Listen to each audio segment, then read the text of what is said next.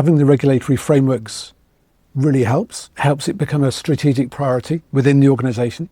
I think there's still a long way to go as well, because there are certain markets where there are, if you like, no financial penalties, certainly in the UK and the EU.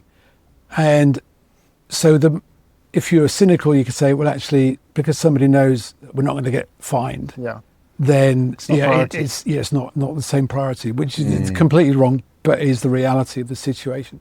So I think where organisations are encouraged and nurtured to do the right thing, that's great. But I think the regulatory framework has to be on a par with the commercial priorities as well. Yeah, I think it's, from experience, when it comes to these types of regulations, it becomes very much a tick box exercise. So you kind of do the absolute minimum that you need to meet the regulation. To meet that regulation, and that's, I guess, there's a danger of that as well. Yeah, I think so. I have to say the regulatory guidance is incredibly useful for a lot of organisations who are like, okay, well, where do we start? How do we do this? What should we be considering?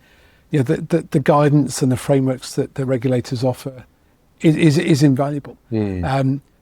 But then it's like, okay, well, what happens if we don't adhere to these? Is it like having an Ofsted inspection, or is it like having? You kind of would want it to be more the Michelin star thing. So actually, you don't get penalised for it; you get rewarded and heralded, and championed and celebrated for doing the right thing.